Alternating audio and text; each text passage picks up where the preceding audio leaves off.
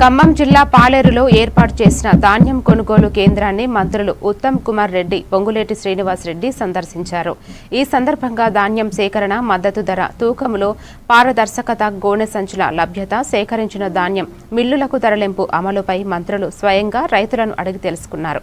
ధాన్యాన్ని తూకం వేసేటప్పుడు ఎలాంటి చిన్న పొరపాటు జరిగినా కఠిన చర్యలు తప్పవన్నారు. కొనుగోలు చేసిన ధాన్యాన్ని తక్షణమే మిల్లులకు తరలించేలా లారీల సంఖ్యను పెంచి ఎక్కడా సమస్యలు తలెత్తకుండా వెంటనే అధికారులు చర్యలు తీసుకోవాలని మంత్రులు ప్రతి గింజ ఎంఎస్పీకి కొనుగోలు చేయడానికి మా ప్రభుత్వం కట్టుబడి ఉంది. అక్కడక్కడ ట్రాన్స్పోర్టేషన్ విషయంలో, హమాలీల విషయంలో కొంత ఇబ్బంది అవుతుంటే రాష్ట్ర వ్యాప్తంగా తిరిగి ఆ లోకల్ సమస్యని పరిష్కారం చేసే ప్రయత్నంలో ప్రభుత్వం ఉంది. ఈ యాసంగి పంటకి మన ప్రభుత్వం 22,000 కోట్లతో మరి సుమారు 80-85 లక్షల మెట్రిక్ టన్నుల వరి ధాన్యం కొనుగోలు చేయబోతున్నాము.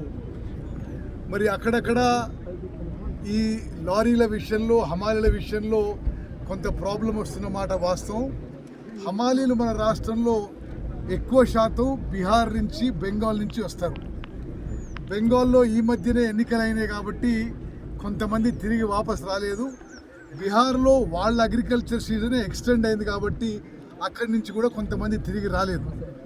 ఆ ప్రాబ్లం ఏ విధంగా సాల్వ్ చేయాలనో ప్రభుత్వం పరిశీలిస్తుంది.